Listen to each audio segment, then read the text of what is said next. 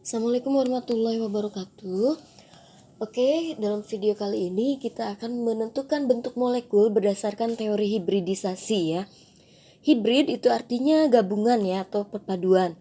Nah, dalam teori ini ada yang namanya perpaduan orbital. Nah, bagaimana cara menentukan bentuk molekul berdasarkan teori ini? Nah, kita lihat ya, ini dia langkah-langkahnya. Yang pertama, tentukan atom pusat dari senyawa. Lalu buat konfigurasi atom pusat, lalu buat diagram orbital atom pusat, lalu tentukan elektron yang tereksitasi, tentukan hibridisasi, dan tentukan bentuk molekulnya. Contohnya seperti ini ya, pada molekul CH4. Nah, pada molekul CH4 yang menjadi atom pusat adalah atom C, karena yang jumlah atomnya lebih sedikit, yang paling kecil ya yaitu C dengan jumlah 1, H dengan jumlah 4. Nah, jadi atom pusat itu adalah atom yang jumlahnya lebih sedikit ya, jadi lebih kecil. C ini 1, H itu 4, berarti atom pusatnya C. Jadi kita kita pilih atom pusatnya C. Dan setelah menentukan atom pusat, kita tentukan konfigurasinya. Nah, kalau konfigurasi tentu saja kita butuh nomor atomnya. Nah, kalian lihat nomor atom dari C di tabel periodik adalah 6. Nah, kita buat konfigurasinya 1s2, 2s2, dan 2p2 ya. Dan langkah ketiga adalah buat diagram orbital atom pusat. Nah, diagram orbital itu digambarkan dalam bentuk kamar-kamar ya. Nah, kamar S itu 1 dan isinya 2. 1, 2. Kamar S itu 1 ya dan isinya 2. 1, 2.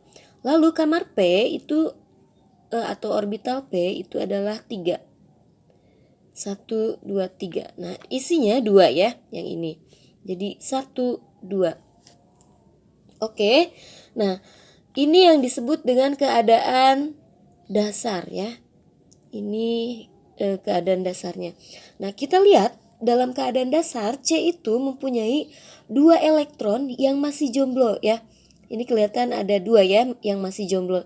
Sehingga seharusnya C itu berikatan dengan 2 atom H ya, karena ada 2 yang jomblo ya. Nah, tetapi nyatanya C itu berikatan dengan 4 atom H. Nah, mengapa ini bisa terjadi? Nah, kata teori ini ada elektron yang pindah ke sini. Itu yang namanya elektron tereksitasi. Nah, jadi langkah keempat ini kita harus tentukan elektron yang tereksitasi. Nanti kalian dalam menentukan eksitasi elektronnya, itu kalian pilih yang elektronnya paling dekat ya. Jadi ini dari kulit yang sama kan, ini dari kulit nomor 2 pindah ke kulit nomor 2, hanya pindah hanya pindah kamar saja ya. Ini dari kamar S ke kamar P.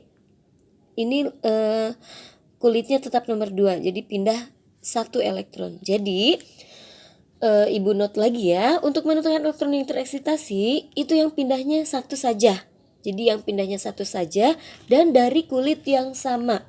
Jangan dari kulit yang ini dipindahkan ya, karena ini kalau pindah dari kulit yang 1 ke kulit yang 2 itu energinya terlalu besar ya. Jadi nanti pindahkan 1 elektron saja dari kulit yang sama ya. Oke. Nah, karena pindah, kita tulis lagi kamar-kamarnya. Ini kamar 1s2. Ini tetap terisinya 2 elektron ya yang ini. Lalu ini kamar 2s2. Karena sudah pindah 1, jadi tinggal 1 lagi. Nah, seperti ini. Lalu ini kamar 2p. Nah, karena sudah ada yang pindah dari S ke P, 1 ke sini, jadi ini terisi 3-3-nya. Nah, ini 2p3. Sehingga hibridisasinya, ini S-nya 1 ya, maaf. Jadi hibridisasinya yang ini nih. Hibridisasi atau gabungan ya, gabungan orbitalnya adalah yang ini. Jadi S1 P-nya 3. Jadi hibridisasinya sp3. 3, S1P3 ya. Ini dia hibridisasinya. Nah, lalu bentuk molekulnya itu kalian lihat saja di tabel ya, di LKS atau di buku paket ada tabel yang menunjukkan bentuk molekul juga hibridisasi molekul ya. Nah, bentuk molekul dari hibridisasi sp3 itu adalah tetrahedral. Nah, seperti itu ya. Jadi ini dia langkah-langkahnya, tolong diingat. Oke, dan satu lagi Ibu terangkan sedikit mengenai gaya antar molekul ya.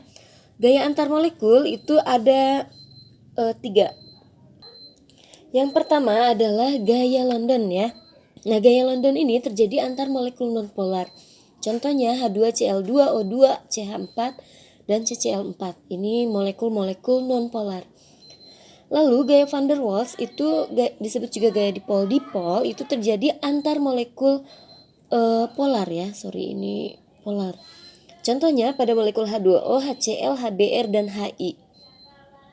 Dan yang terakhir adalah gaya atau ikatan hidrogen, itu terjadi antar molekul yang mempunyai atom H dalam molekulnya dengan atom N, O atau F dalam senyawanya ya.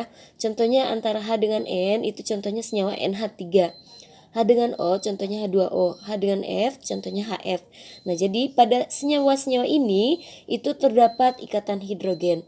Dan kekuatan ikatannya itu dari yang paling kecil, yang paling lemah ikatannya adalah gaya London. Lalu gaya dipol itu agak kuat dan ikatan hidrogen adalah yang terkuat. Jadi kekuatannya itu dari atas ke bawah naik ya. Jadi ini yang paling lemah, lalu ini kuat, dan ini paling kuat ikatannya. Maka itu akan menentukan sifat dari suatu senyawa ya, terutama sifat fisisnya. Contohnya ya, pada senyawa hidrida dari golongan 6A, golongan 6A itu kan ada O ya, kalau kalian lihat di tabel periodik itu O, lalu S, lalu Se, lalu Te. Nah, itu golongan 6A ya. Nah, kalau bersenyawa dengan hidrogen itu jadi H2O, H2S, dan H2Se, dan H2Te. Nah, pada senyawa-senyawa ini itu makin ke bawah itu massa molekul relatifnya akan semakin besar. Jadi massa molekul relatifnya akan semakin besar. Nah, jika MR tinggi, seharusnya titik didih juga tinggi ya. Titik didih dan titik leleh itu harusnya tinggi. Tapi kenyataannya titik didih yang paling tinggi adalah ini, H2O. Yang ini dari H2O ke H2S ini turun. Dari sini ke sini baru naik ya. Nah, jadi titik didih yang paling tinggi adalah H2O dengan titik didih 100 derajat Celcius ya. Nah, kenapa ini bisa terjadi?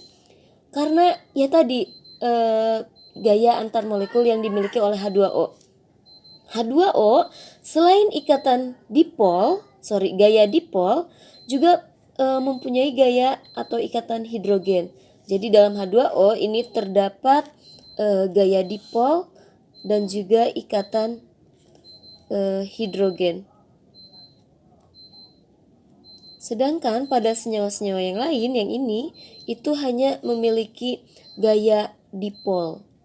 Nah, sehingga yang paling kuat ikatannya atau gaya antar molekulnya adalah H2O, sehingga dia mempunyai titik didih dan titik leleh yang lebih tinggi dibandingkan senyawa hidrida